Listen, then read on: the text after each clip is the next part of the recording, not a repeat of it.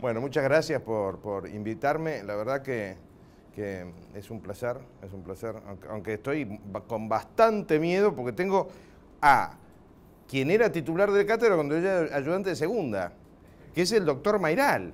O sea, yo no me atrevo a decir nada ahora. Ahora todo lo que diga va a poder ser usado en mi contra. Pero bueno, venía para acá, mi cabeza funciona básicamente de mañana, se ve que la noche le hace bien. Y venía para acá pensando, claro, ¿qué les digo? ¿Qué digo de esto? Uno de los grandes dilemas cuando uno tiene acceso a micrófonos, o en este caso a Twitter también, es cómo matizar la realidad para dar siempre ventanas de esperanza.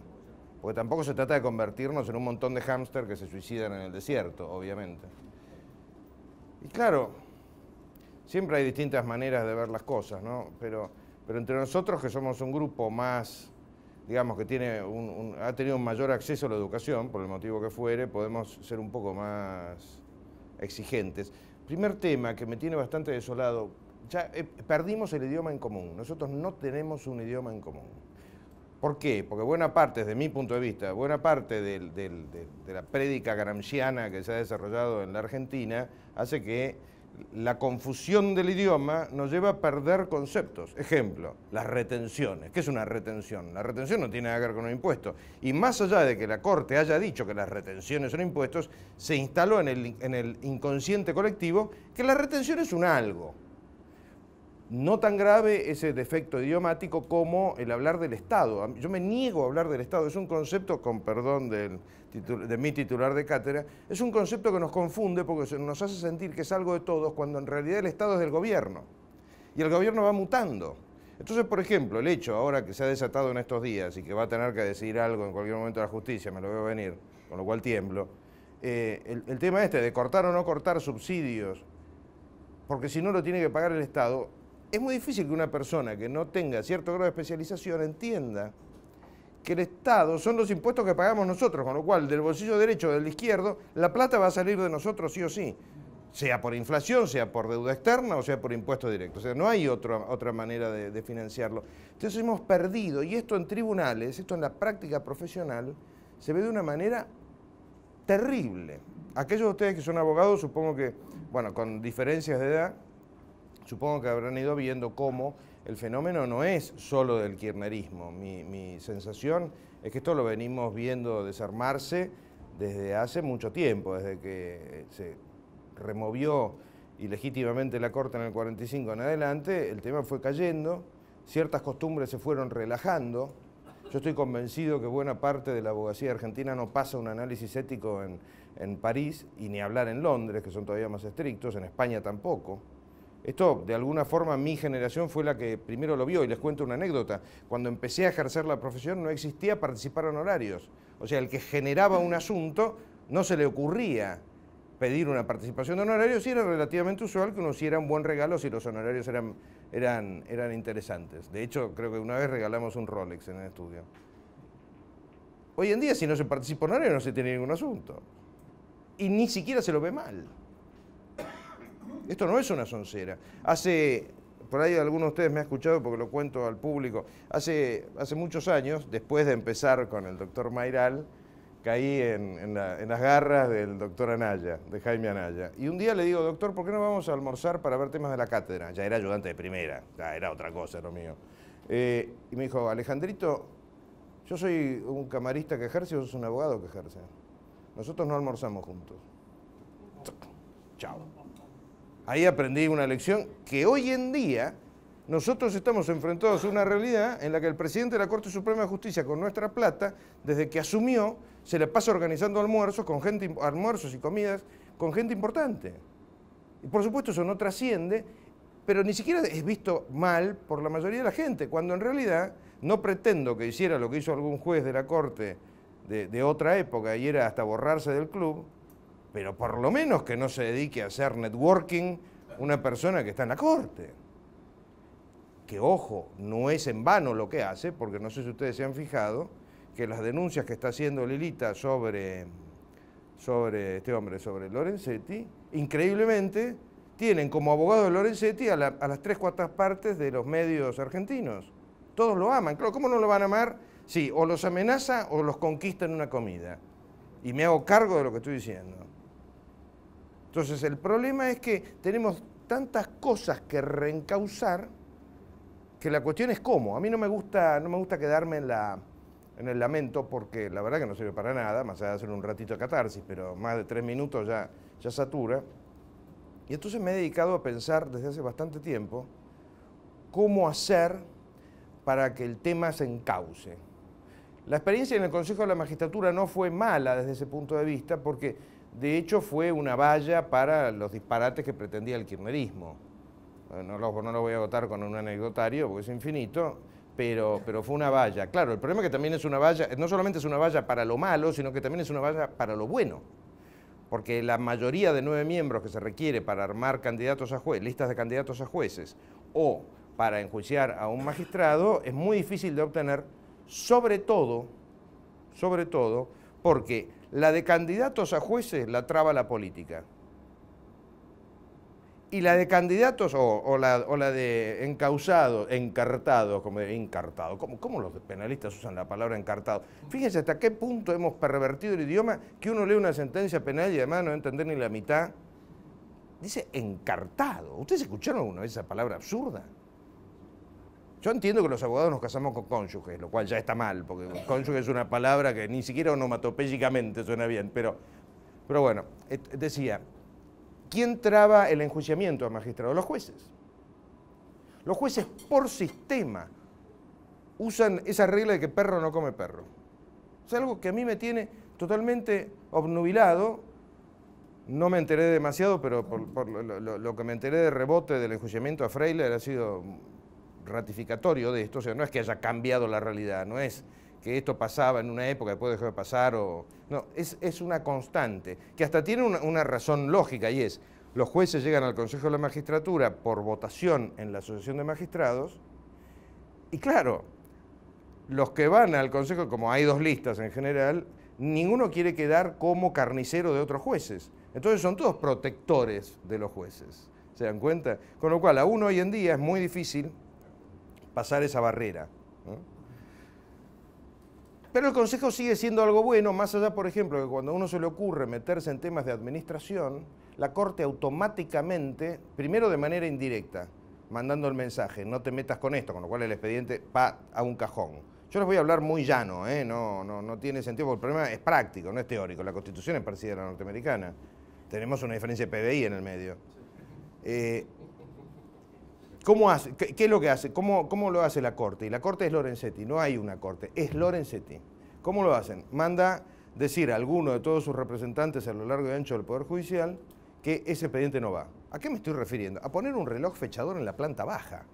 Para que ustedes se den una idea, la disciplina que tiene el sistema judicial en la Argentina, una de las tantas propuestas profundas que me mandé fue relojes fechadores en la planta baja para evitar infartos en las escaleras de los abogados.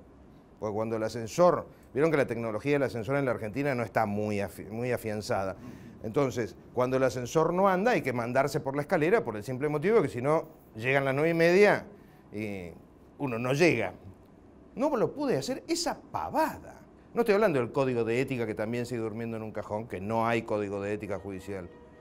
Entonces, ¿ese problema cómo se maneja? Se maneja con instrucciones que son subrepticias, como en este caso, o sencillamente con acordadas, como una acordada 4 del año 2002 o algo por el estilo, que considero, palabras más, palabras menos, pero literal, que siendo la Corte la cabeza del Poder Judicial según la Constitución, las facultades reglamentarias estaban sometidas a su fiscalización, con lo cual el Consejo no podía reglamentar nada. Pese a lo que dice la Constitución. Pero bueno, como la Constitución es, según nos han enseñado nuestros maestros, lo que los jueces dicen que es, eso es lo que dice la Constitución. En su momento pensé que era bueno. Claro, mi experiencia con el Consejo era un Consejo dominado por el kirchnerismo, que era bastante peor de cualquier cosa que se puedan imaginar. Y decía, bueno, de última la Corte siempre va a ser más asentada, siempre va a ser más cuerda, siempre va a ser mejor. ¿Cómo te va? No te veo esto. Siempre va a ser mejor que un consejo con tanta politización. Pero se me salió del cálculo la personalidad de Lorenzetti. Lorenzetti es un drama en la justicia argentina, sépanlo. Es mucho peor de lo que uno puede describir, entre otras cosas porque tiene dos características que no tienen la mayoría de los jueces. Primero, tiene una actitud, una sed de poder que los jueces no tienen, ¿no? Porque tiene una actitud de abogado, tiene la actitud del típico abogado malo, ese abogado que uno lo tiene que tener atado porque si lo suelta lo muerde al propio cliente. Bueno, tiene esa actitud, que es todo un personaje de la abogacía, ese lobo estepario del que hablaba mi maestro Espota, que es una persona solitaria que quiere el poder para sí, y encima es inteligente, es muy inteligente. Con lo cual tenemos un problema muy grave. Después si quieren lo podemos profundizar más en detalle, pero fíjense hasta qué punto esto ha llegado a un epítome con esta especie de fiesta de año judicial que inventó él para hablar después del presidente, porque no sé si notan ese detalle. La inauguración del año judicial, que tendría que ser el primer día hábil de febrero, porque es cuando empieza el año judicial, es después de la inauguración de las sesiones del Congreso. ¿Para qué? Para que el que último habla es él. Esto es un invento de él, antes no existía el año judicial. Pero fíjense hasta qué punto esto ha tenido ya un desmadre monumental que en la última apertura hizo ese pseudo ejercicio de autocrítica, que en realidad no fue una autocrítica, fue una crítica, diluyó la responsabilidad de manejo del Poder Judicial en los 1000 jueces federales y nacionales. Y encima, como si todo eso fuese poco, la mayoría de los medios, y hasta de buena fe, salvo Tato Yang, un periodista cuyo nombre se me va en este momento, de Mendoza, y algún otro, ninguno dijo, señores, una persona que dirige algo durante 12 años no puede decir que ese algo está muy mal, sin renunciar al mismo tiempo. ¿Qué es lo que hubiera pasado en cualquiera de nuestras actividades? Nadie puede pretender más de 12 años para aprobar. El señor Lorenzetti sí. ¿Cómo hacemos en este entorno? Reforzar el Consejo de la Magistratura es complicado porque la política mete mano de una manera salvaje. Una vez charlando con uno de los kirchneristas, que uno se termina siendo amigo, en definitiva, tiene relaciones amables, me dice, vos te calentás por lo que pasa acá adentro, lo de acá se decide en el Congreso. ¿Por qué? Recordemos, Consejo de la Magistratura, hay 2 diputados por la mayoría, 1 por la minoría, y 2 senadores por la mayoría, 1 por la minoría. Eso hace un total de 6 representantes de los partidos, más el representante del Poder Ejecutivo 7, más el representante de la academia, que de academia no tiene nada, es un representante del sector político más poderoso del momento, 8, y algunos de los abogados, sobre todo el abogado que representa al interior, lo más probable es que sea radical, son 9. ¿Por qué digo esto del abogado del interior? Porque tiene que ver con el proyecto de ley que hay ahora en el Congreso. Ese proyecto de ley, que es bastante malo, somos varios de los que intervinimos en la redacción que estamos enojados porque intervinimos mandando ideas, pero no fue recogida ninguna. Una de las características que tiene, fíjense hasta qué punto esto es peligroso, es que los abogados son elegidos a nivel nacional. Eso es una locura, porque eso implica que una elección de consejero de la magistratura tiene la misma complejidad, costos, y esfuerzo que una elección de presidente de la Nación. Porque no hay cargos que se elijan nacionalmente. Eso querría decir que, por ejemplo, si uno quiere ser candidato al Consejo, tiene que hacer campaña de Jujuy a Tierra del Fuego. ¿Saben la plata que es eso? Es imposible hacerlo. Y no solamente eso, sino que encima le perjudica el tema del sueldo por la forma en que está redactado este proyecto, con lo cual uno tiene que ser un masoquista o un chorro para ir a la función pública en esos términos. Pero bueno.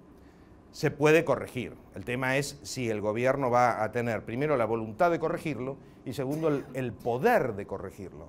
Porque esto que decía de la elección nacional, y no se me ofenda ningún radical, esto que decía de la elección nacional es darle los cargos de consejero al radicalismo, que es el único partido, incluyo al peronismo, es el único partido que tiene capacidad para hacer elegir abogados en todo el país. Porque se sabe que con el título de abogado viene el carné de afiliado al radicalismo, prácticamente. De hecho, he sido un ejemplo. Por ese lado es bastante complicado. Por el lado de la justicia es todavía más complicado. ¿Por qué? Porque los jueces, pensemos lo que es un juez. O sea, primero hagamos un esfuerzo de memoria y pensemos todo lo que puede hacer un juez sobre nosotros. Puede hacer que se nos conciba o no, según que autorice un tratamiento de fertilización asistida o algo similar, o que tiren la probeta donde se juntaron los óvulos fecundados, lo que fuere, y va a tomar decisiones sobre nuestro patrimonio después de muertos. O sea, abarca nuestra vida desde antes y desde después que vivimos. Eso es un juez. Lo que pasa es que uno no se detiene a pensarlo, pero el poder es tan inmenso que tendríamos que hacer un esfuercito un poco más perfecto para seleccionarlos. Ahora, ¿cómo están hoy en día los jueces y los fiscales en el sistema? Tenemos, primero, son parte de la nobleza moderna de la sociedad argentina. La nobleza moderna en términos económicos son los empleados públicos, que tienen un nivel salarial igual o superior al del sector privado. Esto es un hecho, o sea, es incontrovertible. Que se potencia en la medida en que sabemos que son prácticamente inamovibles. Si el kirchnerismo no pudo mover jueces, imaginemos cualquier otro partido. Es casi imposible que un juez pierda su trabajo. Y esto se proyecta sobre fiscales en menor medida por el sistema que tienen, y los empleados también son intocables. Esto no solo es así, sino que además tienen una ventaja, y es que su jubilación es de más del 100% móvil. Los jueces ganan más de jubilados que de activos. Les explico por qué. Porque al jubilarse se les deja de retener la parte que se les retenía para jubilación. Con lo cual, en el bolsillo cobran más de jubilados que de activos y tienen libre ejercicio de la profesión. Con lo cual, aquellos de ustedes que son abogados y ejercen saben que litigar contra un juez jubilado por viejo es prácticamente imposible. Si los conoce a todos, que los crió a todos los que lo van a juzgar. Todo esto no termina ahí, tienen un régimen de vacaciones que ninguno de nosotros tiene. ¿Quién se toma 45 días de vacaciones al año? Seriamente. ¿Quién se los toma? Yo diría, simplificando, que a partir de 40, 50 mil pesos por mes, nadie puede tomarse más de 45 días de más. Nadie puede tomarse más de 15 días de un saque porque por ahí alguien descubre que no es imprescindible. No, pero es en serio esto. Esto da gracia, pero los muchachos paran un sistema 30 días en enero y 15 días en invierno. Es una poca seriedad monumental. Horario. Aquellos, repito, que sean abogados saben que uno no llega a las 7:30 y encuentra un juez. A veces yo he tenido que golpear, como siempre me caigo de la cama, he tenido que golpear al juzgado que estaban cerrados a las 8 menos cuarto. Claro, estos son los temas que uno parece que está hablando de pavadas, pero son mucho más importantes estos temas que la complejidad de una sentencia difícil. ¿Por qué? Porque esto es lo que traba estructuralmente al sistema. Recién estaba comentando en la previa, como se dice ahora, en la previa, un detalle que parece una tontera, pero ustedes saben que no hay ni siquiera un pool de cadetes en tribunales. No hay pool de cadetes, o sea, cada juzgado tiene su cadete. Esto quiere decir que si tiene que llevar 7 expedientes a 7 juzgados distintos y lo agarra un piquete en el primero, los otros 6 no llegan ese día, pasan al siguiente y así sucesivamente. ¿Tan difícil es concebir la idea de un pool de cadetes en el año 2018 después de Cristo? Sí. ¿Por qué? Porque acá interviene un factor importante para mí y es el siguiente. La justicia está manejada por abogados y con el perdón de mis colegas acá presentes, yo estoy convencido que una de las cosas que Dios no nos dio, y por eso uno termina eligiendo esa facultad, más allá de la ausencia de matemáticas, es, en términos genéricos, siempre hay excepciones, es la capacidad organizativa. Los abogados ni siquiera entendemos la partida doble en general, porque nos supera esto de que uno tiene lo que debe y debe lo que tiene. Esto es así, es realmente así. Entonces, cuando nos ponemos a administrar, no tenemos capacidad de administración. Sí, quizá tengamos capacidad de creación, de llegar a la conclusión de que las mujeres tienen los mismos derechos que el hombre, o que los negros son iguales a los blancos. Cuando uno piensa el derecho en una visión de 1000 años, se da cuenta que el derecho es una continua evolución. Que claro, hoy como lo tenemos más o menos consolidado nos impresiona, pero piensa en el salto conceptual de igualar en derechos civiles a las distintas razas, o de igualar a las mujeres a los hombres. De hecho, hoy ya igualamos prácticamente a Sandra la orangutana en un fallo de hace 2 años a los seres humanos. Estoy hablando en serio, no estoy hablando en broma, ¿eh? Todo lo que digo es jurisprudencia. Para eso servimos, pero no servimos para organizar nada. Sin embargo, la organización del Poder Judicial está en manos de la Corte, que son básicamente abogados. Olvidémonos de la presencia de este señor que 3 personas decimos que se tiene que ir, porque encima somos 3. Somos 3 por reloj, ¿eh? Lilita, Natalia Aguiar y yo. ¿Por qué? Para los que no son abogados. La vida de un abogado depende absolutamente de un juez. Porque el juez es el que le da razón o no al planteo que hace el abogado y encima es el que le fija los honorarios. Y encima es el que le larga o no el cheque. Esa lucha de los últimos meses de diciembre, de los últimos días de diciembre, para que el cheque salga en diciembre y no en febrero. No quiero dar lástima como abogado, porque no nos la merecemos, pero sepan que el tema es más complejo, con lo cual explica, por ejemplo, que nos hayamos podido ver asaltados del Código Civil, que nadie se le había ocurrido derogarlo, nadie en el siglo XX. El siglo XX es un muestrario de un cambalache, ¿no? Bueno, ningún gobierno hasta el kirchnerismo se metió con el Código Civil, salvo la dupla Lorenzetti-Cristina. Cosa que para mí es imperdonable, porque si se quieren amargar, sépanlo, el Código Civil, no solamente el nuevo, no solamente civil y comercial, no solamente está mal escrito, sino que encima amplía enormemente las facultades de los jueces.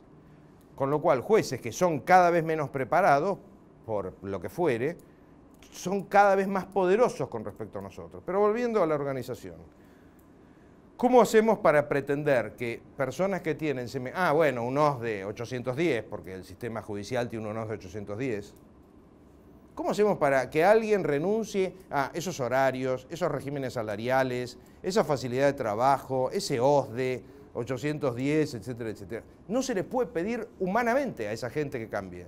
Es absurdo, no pueden cambiar. Pues yo no cambiaría en esa posición. Hay que cambiarlo de afuera. ¿Cómo uno lo cambia de afuera? Desde mi punto de vista, o con mayoría en el Congreso, que no es el caso, o ejerciendo el poder despiadadamente. ¿Qué es ejercer el poder despiadadamente? Hablar con frontalidad. Entonces, por ejemplo, mandar a los que inspeccionan obras sociales a hacer una auditoría de la obra social del Poder Judicial, porque no encuentro en qué parte de la Constitución figura que el Poder Judicial está exento de todo control. Y fíjense que tiene una característica hoy por hoy el Poder Judicial: no tiene nadie que lo controle en nada. No tiene nadie que lo controle en nada. ¿Por qué? Porque como siempre está negociando la Corte, por llamarla de alguna manera, esta Corte, siempre está negociando alguna cuestión de poder, no se le atreven los diarios, no se le atreve el gobierno, no se le atreve menos que menos un empresario. Bueno, alguien en algún momento se va a tener que atrever, o si no, se entrega el gobierno al señor Lorenzetti. Repito, ustedes no es que yo tenga un tema con Lorenzetti, porque fíjense que incluso se está cayendo en un jueguito argumental complicado, en que periodistas de cierto prestigio, periodistas, locutores de cierto prestigio, hablan de una pelea entre Lilita y Lorenzetti. No es una pelea. Ojo, yo con Lilita no hablo de hace 2 años, la vi 2 veces en mi vida, igual que a Lorenzetti. Tengan en cuenta que no soy el vocero de Lilita ni nada por el estilo. Pero ¿cuál es el tema? Si uno reduce una denuncia por juicio político a una pelea, entonces ¿qué? ¿El fiscal se pelea con el imputado? No existe. O sea, lo que están haciendo es bastardeando una situación que es de una gravedad institucional monumental, convirtiéndola en un tema personal que no existe, porque no es un tema de la persona, es un tema de cómo está funcionando. Entonces decía, ¿cómo es esto de que no se puede auditar la obra social? ¿Cómo es esto del Comité Ejecutivo de Inversiones? Repeat, Comité Ejecutivo de Inversiones que maneja la Corte. Les voy a contar esa anécdota, sí que se justifica. Un buen día estaba yo sentado en el Consejo y los expedientes más complicados eran iguales en la época en que era abogado interno de Entel que en el Consejo. Aparecen súbitamente y hay que aprobarlo ya. O sea, no hay tiempo, que es una técnica de la burocracia. No hay tiempo para analizarlo. Entonces aparece el expediente de creación del Comité Ejecutivo de Inversiones, porque resulta que los abogados, nosotros acá somos muy lentos y tenemos que acelerar las contrataciones del Poder Judicial, porque si no se adquieran edificios que no se llegan a habilitar nunca antes de que vence el contrato de alquiler. Esto es real, ¿eh? Digo, bueno, ¿qué es el comité? Le pregunto al que me lo trajo, que no me acuerdo quién era. Bueno, el comité es que el Consejo le delegue a un grupo de 4 personas las contrataciones del Poder Judicial. Una enorme cantidad de plata. Bueno, ¿y quiénes son las 4? Bueno, las 4 son 2 designadas por la Corte y 2 designadas por el Consejo. Bueno, hasta ahí me iba más o menos bien el planteo. ¿Nos podemos abocar? O sea, ¿va a estar previsto que nos aboquemos?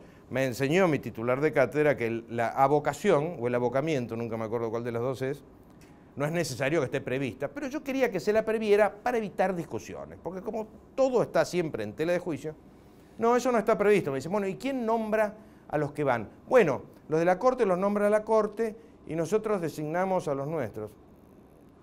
De vuelta, la Corte nombra a los de ellos y nosotros designamos a los nuestros. ¿Por qué ellos nombran y nosotros designamos? Bueno, porque nosotros designamos, pero los nombra también la Corte. O sea que la Corte nombra a los 4. Lo fui a ver a Lorenzetti, nunca tuve en mi vida profesional una reunión más absurda que esa, porque yo le expliqué todo lo que le estaba pidiendo, que era facultad de boca miel, ¿verdad? Me dijo, bueno, gracias. O sea, me sentí que había hablado con una pared que tenía mano, nada más, para el saludo inicial y final. Resultado de la votación, 12-1. 12-1 perdí. Porque el poder de pedir un voto que tiene el presidente de la Corte es absoluto y sería espectacular, por ejemplo, si se usara para juicios políticos. Porque no, hay un detalle, y lo mezclo esto con otro tema, si nosotros pudiésemos tener un sistema judicial en el que los jueces razonablemente se autodepuran, yo no pretendo que sean demasiado estrictos con ellos mismos, como no lo somos los abogados, ni los médicos, ni los ingenieros, ni nadie, pero de vez en cuando una denuncia de algún juez contra otro, de vez en cuando una denuncia de la Corte contra algún juez, de vez en cuando, una vez por decenio me conforma. No, no hay. Lo cual demuestra cuál fue la única gran verdad del gobierno anterior. Son una corporación. Digámoslo claramente, porque si no decimos claramente las cosas, nos vamos a seguir engañando en un sistema que es un tirabuzón descendente, no ascendente, desgraciadamente. Bueno, obra social del Poder Judicial, se lo puede investigar.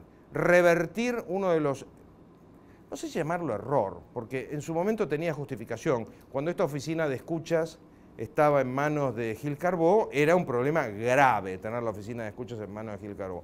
Hoy en día, tener la oficina de escuchas en manos de la Corte, que no es la Corte, repito, es Lorenzetti, pese a la presencia de Rosati y de Rosengren, que tampoco hablé nunca en mi vida con ninguno de ambos, pero uno se entera como una cosa, tratan de poner eso dentro de algún carril y no lo logran hasta ahora, poner todo el sistema de escuchas, que se ha convertido en un megasistema. No sé si leyeron la entrevista que se le hizo ayer o antes de ayer al director de esa cosa. Se ha convertido en una especie de CIA paralela, o de FBI, como lo quieran caracterizar.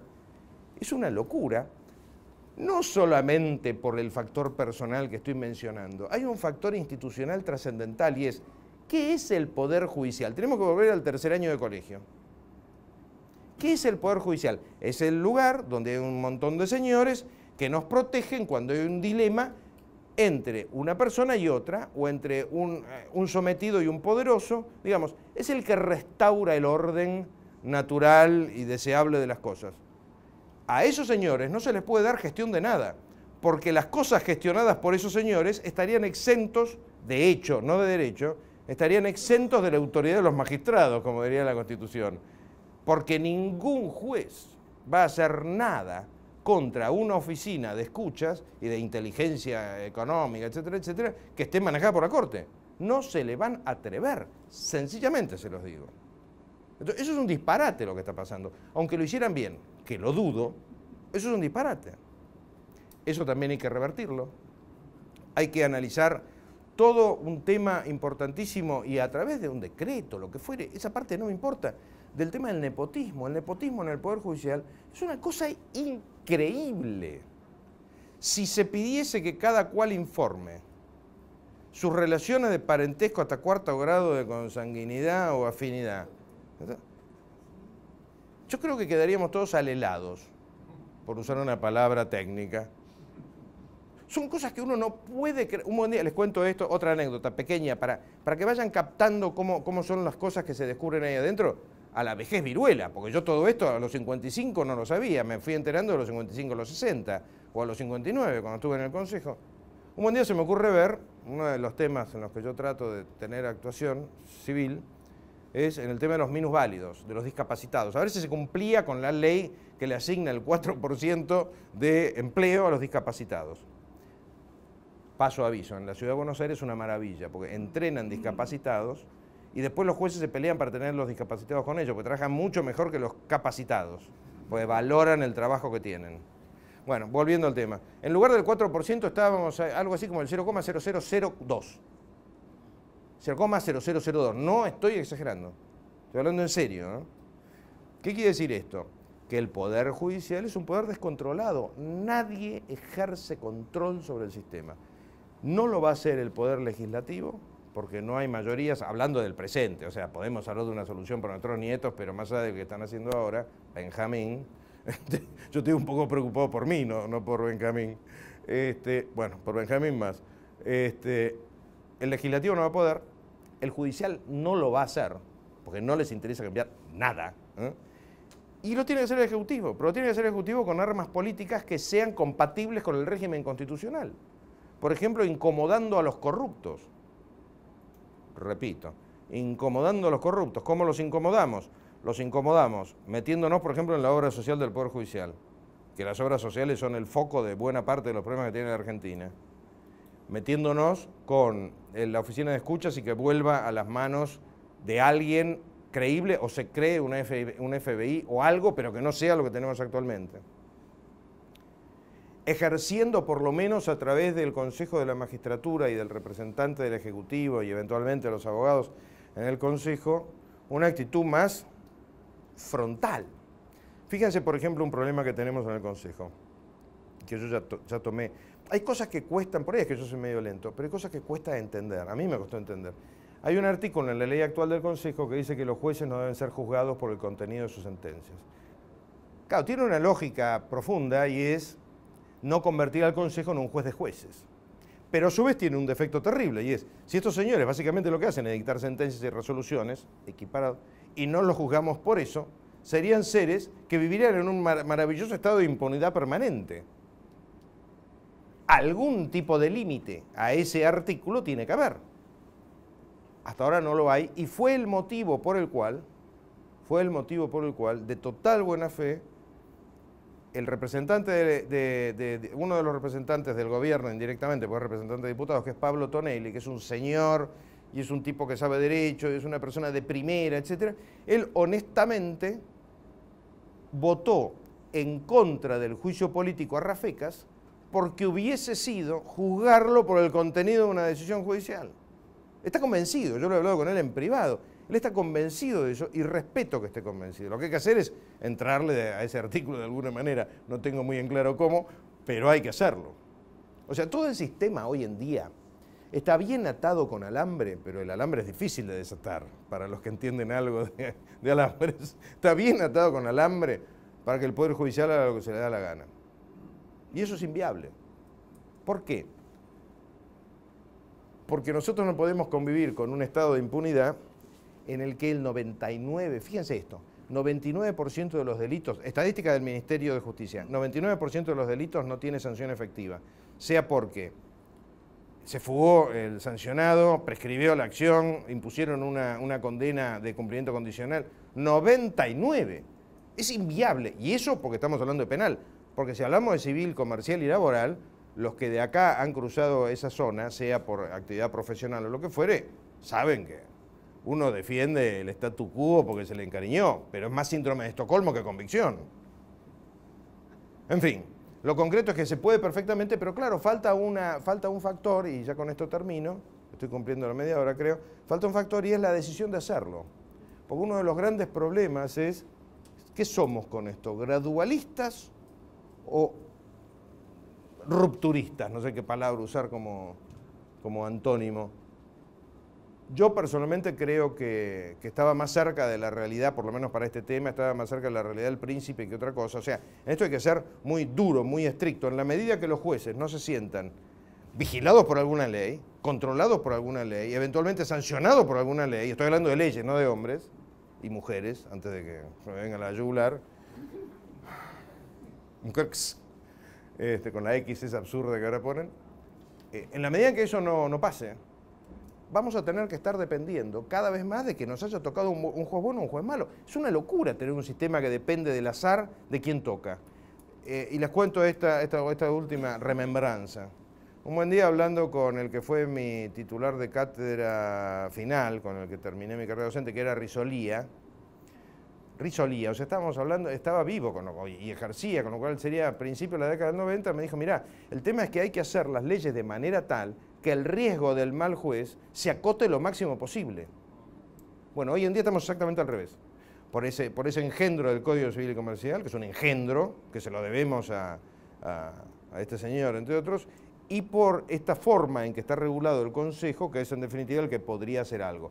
Pero aunque más no fuere, por ejemplo, fíjense, una de las cosas que se me había ocurrido, que también murió en un cajón, el tema del Código de Ética. La Argentina firmó el Código de Ética Judicial de las Naciones Unidas, que se le dice comúnmente Código de Bangalore, que está muy bien escrito y con el cual se queda fuera la mitad de los jueces, y el Código de Ética Judicial Iberoamericano, que también lo firmó la Argentina en otro evento que es muy parecido, y también está muy bien escrito y se queda fuera otra mitad de los jueces.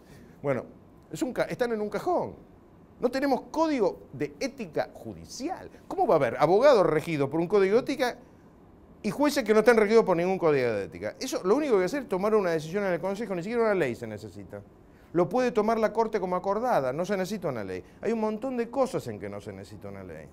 El uso del abocamiento, perdón, del per saltum, el uso del per saltum con una Corte más activa. Yo personalmente digo esto, ahí cierro, ¿sí?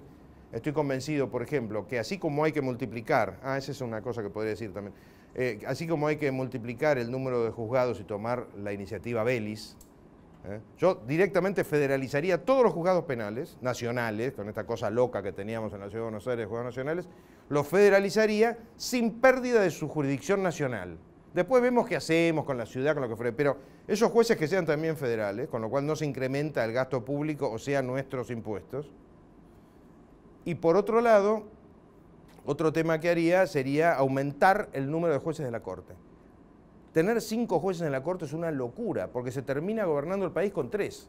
Y si nos llegan a tocar 3 que por algún motivo son dominados, tienen captación de voluntad por uno, como es el momento actual, gobierna el presidente de la Corte. O sea, en definitiva, Nicolás Fernández puso un presidente de la Nación virtualmente. ¿Por qué? Porque Maqueda, por un tema de salud y de cansancio, no enfrenta ninguna situación y vota con los NCT, y Hayton de Nolasco, idem.